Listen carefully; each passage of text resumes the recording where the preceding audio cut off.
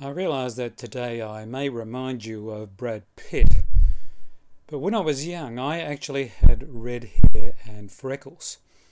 And I can remember one day at school a schoolmate came up to me and said, and I think he thought he was helping me, he said, "Stephen, do you know red hair and freckles are not very attractive?" Now, in those days, like most young teenagers, I was very self-conscious. And the last thing I needed was somebody to remind me that I wasn't very attractive. Today, I want to explore the human body. In particular, I want to explore how we feel about the human body. But in order to do that, I need to name a negative legacy not only in Western culture, but also in the Western church, which made us feel self-conscious, even ashamed of having a body, and in particular, shame about our bodies. And of course, this sense of self-consciousness or the sense of shame or self-loathing is magnified 100-fold in contexts where it's matters of racism, where the self-consciousness or the attribution of shame is institutionalised, where it's made part of the very structure.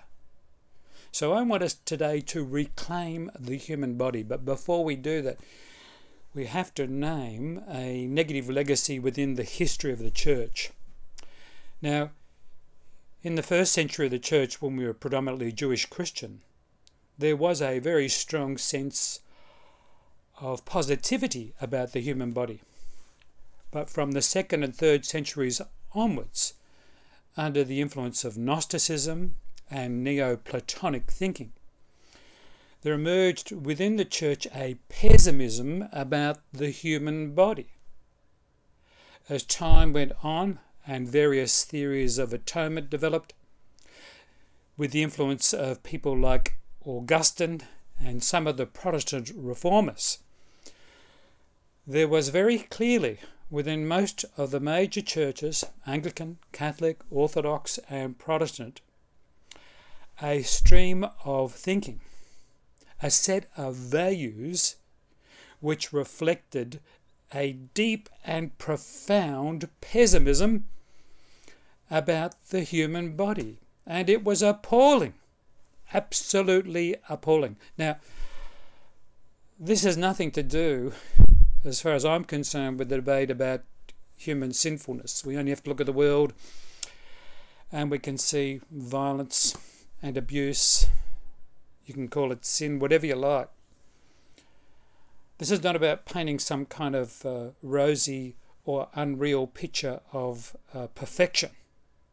Instead, it is challenging this negative and pessimistic view of the human person, and in particular, the human body.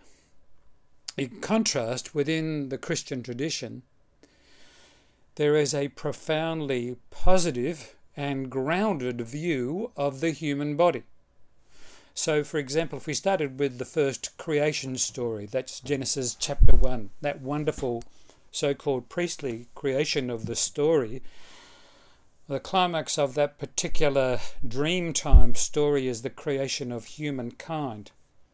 And in this story, humankind, that's you and me, is created in the very image of God. There's something intrinsically sacred about what it means to be human in this creation story.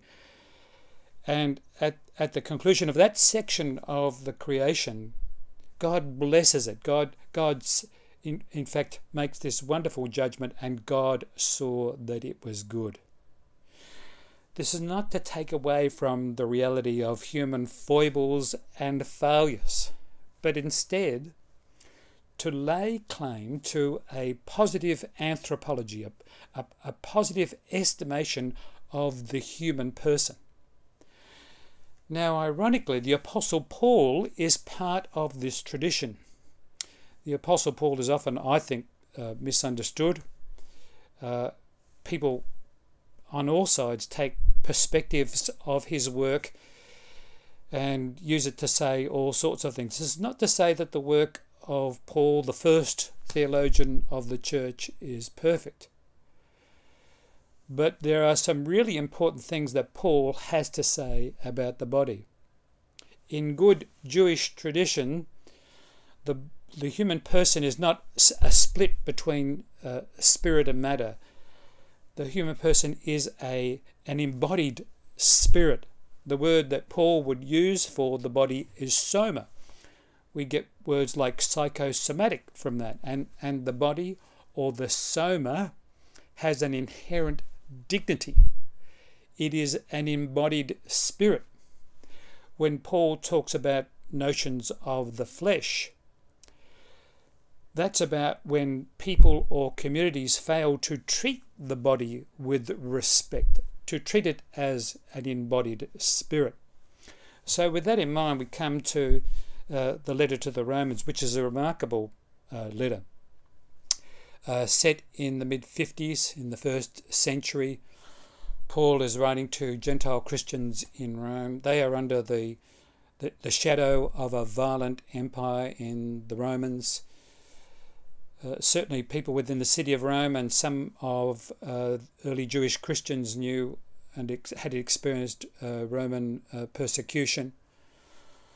Paul is encouraging this community to not behave in a similar way. Paul's offering a different way of thinking, a different notion of power and power relations and values. And in this, the body is good. We are embodied spirits. We're called to live in community under grace. And on that basis, Paul encourages this early Christian community to offer themselves as a living sacrifice. In fact, technically you could say it's to offer our bodies as a living sacrifice. Now, at this point I need to make an important distinction. Paul uses the language of sacrifice. Now, we associate the word sacrifice since then with that pessimistic anthropology I've been talking about, that appalling view of the human person, that view which is caught up in issues of shame and self-consciousness and self-loathing. And often the word sacrifice goes with that. Well, Paul in this part of the text is making a clear distinction. He is separating this from the old practices of sacrifice. You know, in the most general sense, that making sacrifices to appease a god. Paul's not using the word sacrifice in that context. He is taking up the human body, treating it with respect, and inviting us to treat our bodies and the bodies of others with deep respect. And in so doing, by treating our bodies and the bodies of others with respect, it represents a living, dynamic sacrifice to God, a celebration to God of the gift of the human body. In that sense, it represents a radical departure from the pessimistic anthropology that has dogged much of the history of the church. It is a celebration of the human body, of the human body's capacity to live, to think, to act, to love, to care, to desire. It acknowledges the complexity of the human body. It hopes for the best from human bodies, that you and me as embodied spirits will live the best we can in a gracious and generous manner. But the important thing for us to acknowledge is that at its heart is this positive sense of the human person, this positive sense of the body.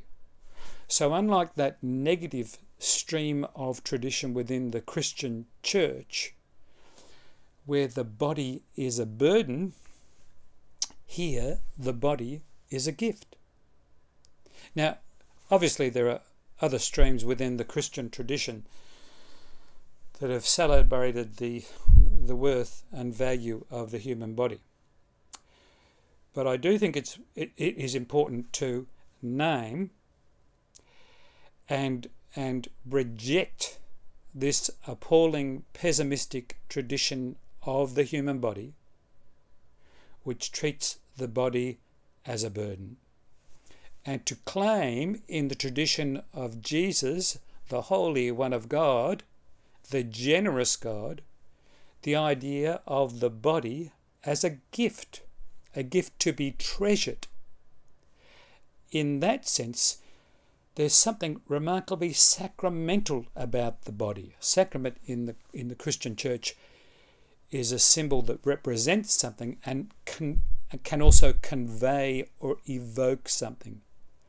So in this context, where the body is good, where there is intrinsic value, where we interpret it as a gift, in many ways we can regard the body itself as a sacrament. We live in some very difficult times where people are under grave threat. Some communities more so than others, and the effects it has on our morale and the way we feel about ourselves. The loss of hope, the things that we have to grieve for. And so many of us as individuals and as our communities are trying to glean from the rubble skerricks of hope. What I'm suggesting today within the Christian tradition, within I think the great faiths of the world, there is a positive celebration of creation, of the created order, of the ecology, of what it means to be alive, of all species, including the human species. And this celebration acknowledges the importance, the value, the gift of the body. These are really difficult and precarious times. And we're very much aware of our own vulnerability. In that context, the word vulnerable is not a negative thing. It just means we're open. We are open to the world. And on the one hand, that openness does make us even more vulnerable or more precarious to being hurt. But by the same token, that openness, that vulnerability offers an opportunity for change. And it's in that context, in the tradition of Paul, who had this positive sense of the body as a gift, in the tradition of Jesus, who loved people, who touched broken bodies, who sat with other bodies, who embraced the bodies of others, who gave his body in the name of love, we claim our own bodies as a rich and precious gift, and the basis on which we can not only rebuild our lives, but contribute to the lives of others.